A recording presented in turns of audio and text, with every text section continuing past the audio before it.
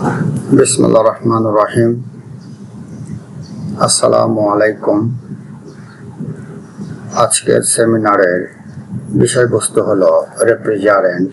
এর মধ্যে উল্লেখযোগ্য রেফ্রিজারেন্টের types and properties, environmental impact and safety, যার মধ্যে উল্লেখযোগ্য হলো CFC, HCFC, HFC and natural refrigerant সম্পর্কে ধারণা। উপস্থাপনায় আমি আবু মোহাম্মদ আতিকুল্লাহ, চিফ ইন্সপেক্টর ও বিভাগীয় প্রধান, technical refrigeration and air conditioning, RSA, Dhaka polytechnic institute, Tejgaon শিল্প এলাকা, ঢাকা 1208।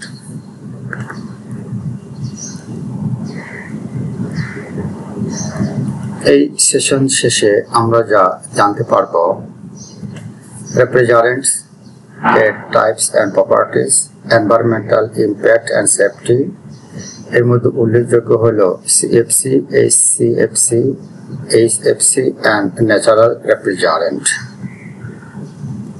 রেফ্রিজারেন্ট বা হিমায়ক হলো একটি পদার্থ যার বেশিরভাগ সময় গ্যাস বা তরল, যা এসি বা এয়ার কন্ডিশনার, রেফ্রিজারেটর বা ফ্রিজ বা হিট পাম্পের মতো শীতলীকরণ যন্ত্রে তাপ অপসারণের মাধ্যম হিসাবে ব্যবহৃত হয় বা কাজ করে। যেমন হিমায়ক R290, R22, R32, R410A এবং R134A ইত্যাদি। হিমায়ক কিভাবে কাজ করে? বাষ্পীভবনের বা ইভাপোরেশন তাপ শোষণ করে ঠান্ডা পরিবেশ তৈরি করে। দ্বিতীয়ত, সংকোচনে বা কম্প্রেশন উচ্চ চাপে পৌঁছে। তৃতীয়ত, ঘনীভবনে বা কনডেনসেশনে তাপ মুক্ত করে আবার তরলে পরিণত হয়। 4, এই প্রক্রিয়ায় চক্রাকারে বা সাইকেল আকারে চলতে থাকে বা চলে। রেফ্রিজারেন্ট বা হিমায়ক এছাড়াও আরো সংজ্ঞা হতে পারে: রেফ্রিজারেন্ট একটি অঞ্চল হতে তাপ সংগ্রহ করে এবং বায়ুমণ্ডলে সে তাপ নিক্ষেপ বা স্থানান্তর করে। যে রেফ্রিজারেন্ট তাপ পরিবর্তনের মাধ্যমে রেফ্রিজারেশন পদ্ধতিতে তাপ স্থানান্তর করে তাকে সেকেন্ডারি রেফ্রিজারেন্ট বলে, যেমন ব্রাইন ওয়াটার বা লবণ পানির মিশ্রণ, পানি এবং বাতাস।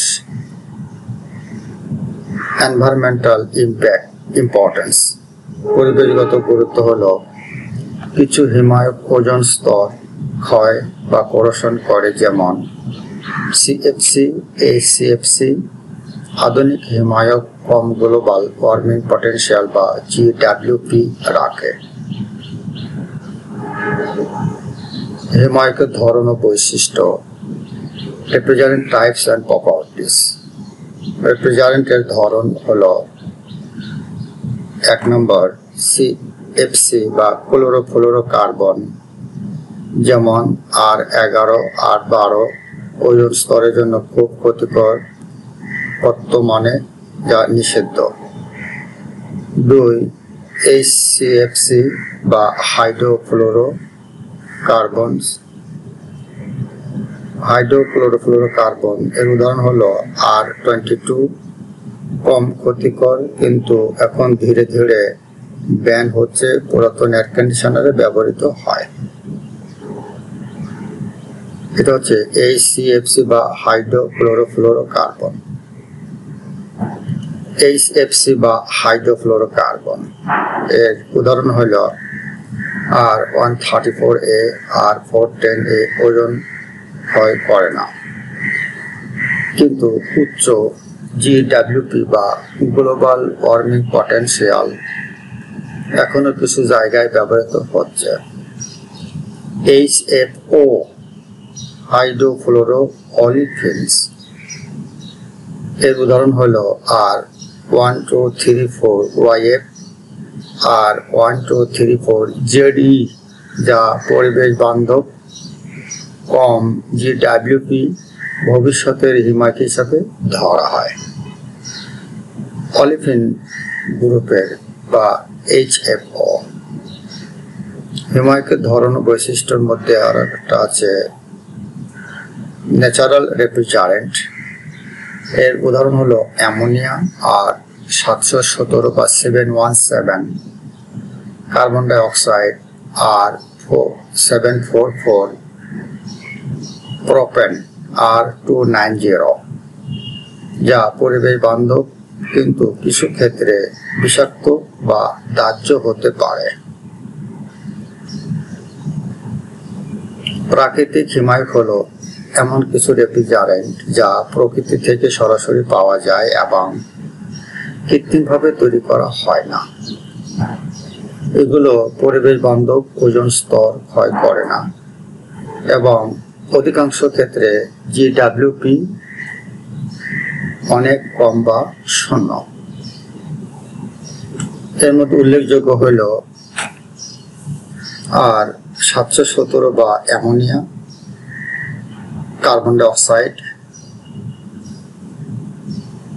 আর 744 এবং আর 290 বা প্রোপেন। এগুলো হচ্ছে ন্যাচারাল রেফ্রিজারেন্ট। আর 290 আর 600 আর 1270 আর 717, এগুলো হচ্ছে ন্যাচারাল রেফ্রিজারেন্ট। রেফ্রিজারেন্টের কিছু বৈশিষ্ট্য আমরা দেখে নেই এক নজরে। বয়লিং পয়েন্ট এর বিবরণ হলো কম হলে দ্রুত বাষ্পীভবন হয়। জিডব্লিউপি পরিবেশের জন্য ক্ষতিকর কিনা। ODP ozone depletion potential, ozone স্তরের ক্ষতি করে কিনা। টক্সিসিটি মানবদেহের জন্য ক্ষতিকর কিনা। ফ্লেমাবিলিটি যা আগুন লাগার সম্ভাবনা আছে কিনা। ইফিসিয়েন্সি বা সিওপি বা কুলিং করার ক্ষমতা ও কার্যকারিতা। কম্পাবিলিটি কম্প্রেসর ও পাইপ লাইনের সাথে সঙ্গতিপূর্ণ কিনা। Refrigerant environment impact and safety. রেফ্রিজারেন্টের এনভায়রনমেন্টাল ইমপ্যাক্ট অ্যান্ড সেফটি বলতে বোঝায় একটি হিমায়ক বা রেফ্রিজারেন্ট পরিবেশ এবং মানুষের স্বাস্থ্যের উপর কি ধরনের প্রভাব ফেলে এবং তা কতটা নিরাপদভাবে ব্যবহার করা যায়।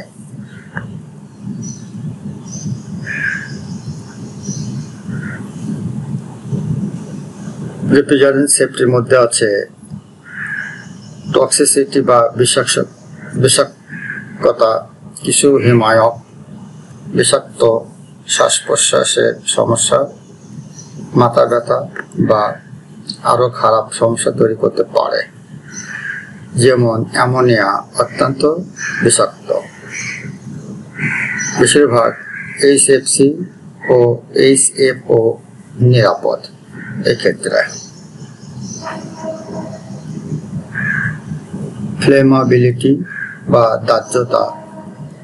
কিছু হিমায়কের আগুন লাগার ঝুঁকি থাকে, বিশেষ করে প্রোপেন আর 290 বা 290, আইসোবিউটেন আর 600A।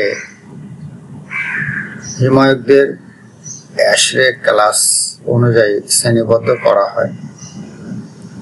A1 হলো কম বিষাক্ত, দাহ্য নয়, যেমন R134A। A2L কম বিষাক্ত, সামান্য দাহ্য, যেমন R32 আর 1234YF। এগুলো হচ্ছে A2L গ্রুপের রেফ্রিজারেন্ট। B2 বেশি বিষাক্ত এবং দাহ্য, যেমন অ্যামোনিয়া।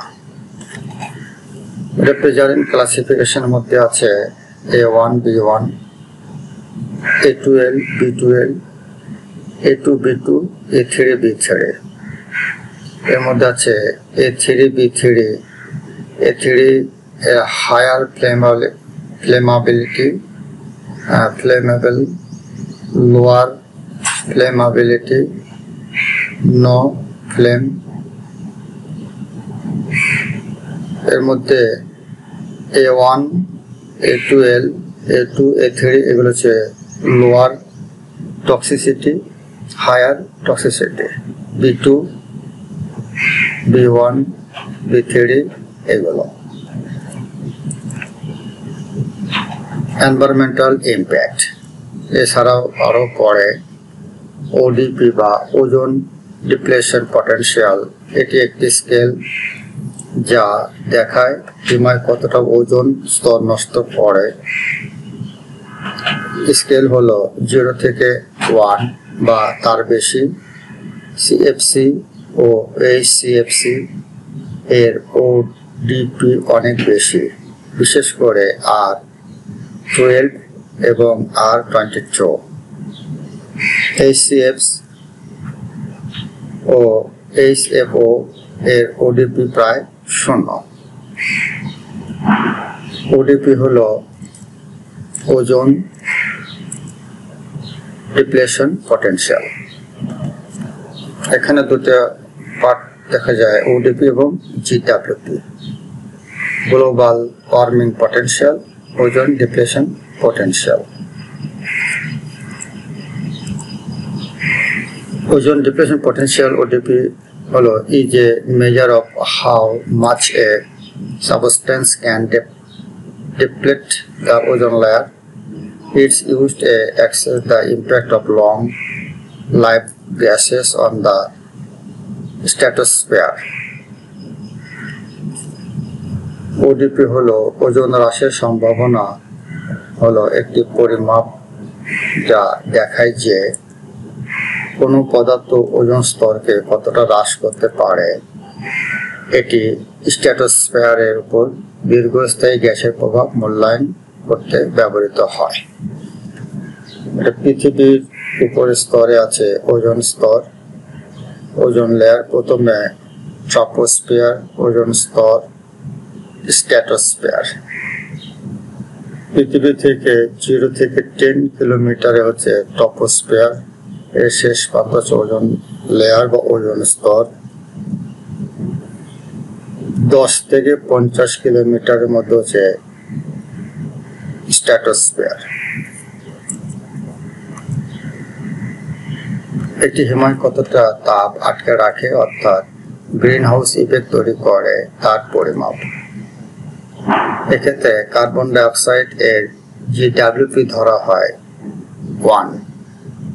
গ্লোবাল ওয়ার্মিং পটেনশিয়াল যেমন R134A বা 134A এর GWP হলো 1433, আর 410A এর GWP এর মান হলো 2088, আর 32 এর GWP এর মান হলো 675, এবং R1234YF এর GWP এর মান হলো 4, যা অনেক কম। সাধারণ যৌগের ওজোন ক্ষয়কারীর সম্ভাবনাময়। বিভিন্ন ধরনের কম্পাউন্ড আছে, এর মধ্যে আছে R11, R134A, R22, R13 halon 1301, R12, R12 B1, R10 halon 1101, R744A, R717, R77, R744, R728। 728 এটা হচ্ছে ODP।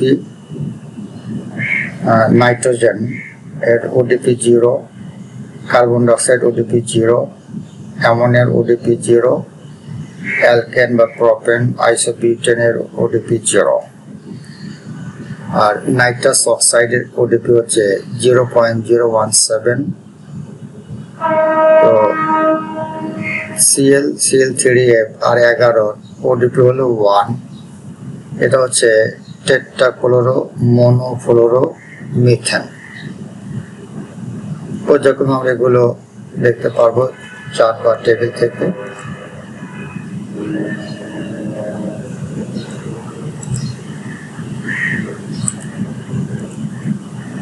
Refrigerant safety classification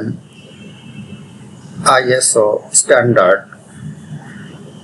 817-2014 refrigerant designation and safety classification established a system for assigning a safety classification to refrigerant gases based on toxicity and flammability.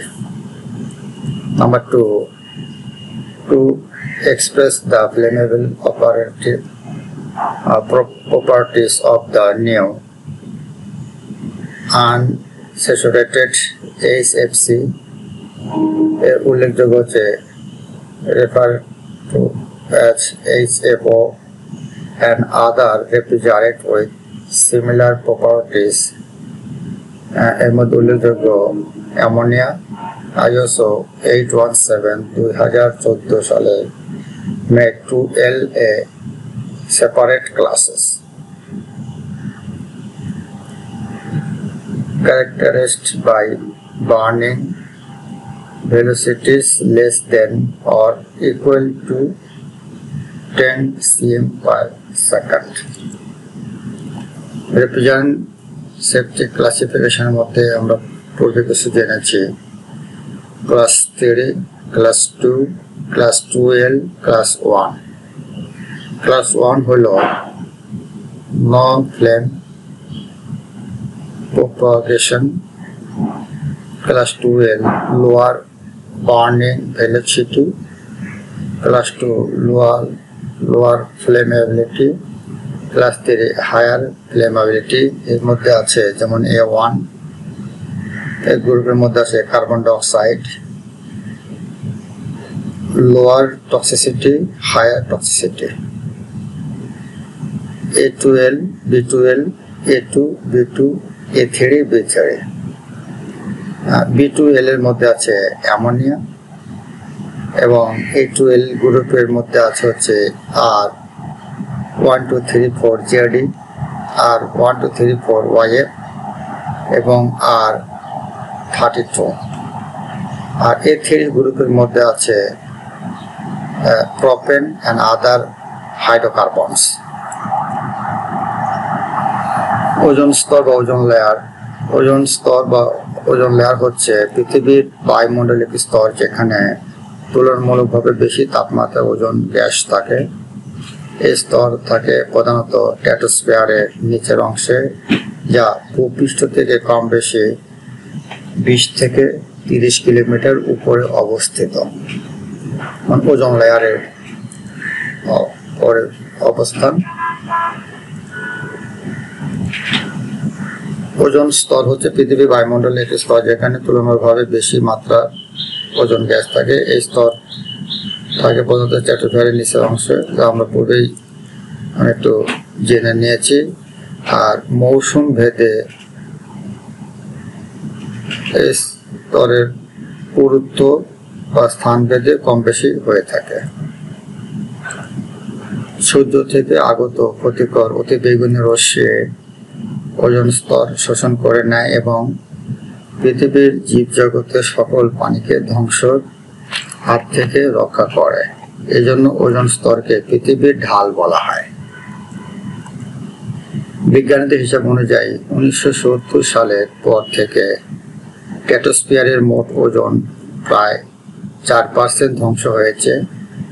উত্তর মেরুর দিকে ধ্বংসের মাত্রা বেশি। Ozone স্তর ক্ষয়ের কারণকে দুটি ভাগ করা হয়। এক, প্রাকৃতিক, যার মধ্যে উল্লেখযোগ্য হল অগ্নুৎপাত, বজ্রপাত ইত্যাদি ঘটনা ওজোন স্তর কিছুটা বিনষ্ট হয়। 2, মানব সৃষ্ট, যা মাত্রাতিরিক্ত কার্বন নিঃসরণ, নিত্য প্রয়োজনীয় শীতাতপ নিয়ন্ত্রণের যন্ত্রপাতি রেফ্রিজারেটর, এয়ারোসল, অগ্নি নির্বাপক যন্ত্র ইত্যাদি ব্যবহার হবে। জেনারেশন অনুযায়ী refrigerant: first generation refrigerant, second generation refrigerant, third generation refrigerant, fourth generation refrigerant. First generation শুরু হয় 1830 থেকে 1930, সেকেন্ড জেনারেশন 1931 থেকে 1990, থার্ড জেনারেশন 1990 থেকে 2010, ফোর্থ জেনারেশন 2010 থেকে চলমান। রেফ্রিজারেন্ট পরিবেশে কত বছর টিকে থাকে এবং তাদের ওডিপি এবং জিডব্লিউ মান কত হবে তার একটা সংক্ষিপ্ত চার্ট দেখানো হয়েছে। এর মধ্যে উল্লেখযোগ্য আছে ammonia, CFC, HCFC, HFC, HC, HFC blend, carbon dioxide, HFO. তার মধ্যে নাম্বার দেওয়া আছে, সাহিত্যকাল, ওডিপির মান 100 বছরে, GDP global warming potential GWP হবে। এই হচ্ছে আমাদের কিভাবে বিক্রিয়া করে ওজোন স্তর ক্ষয় হয় তার একটা সংক্ষিপ্ত একটা দেখানো হলো।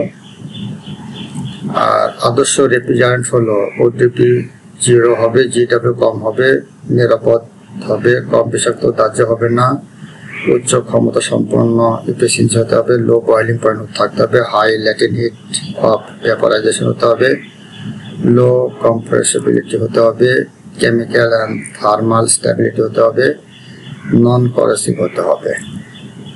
Thanks, any question you can find me at. যদি এই বিষয়ে কোনো প্রশ্ন থাকে এই নাম্বারে ইমেল করে।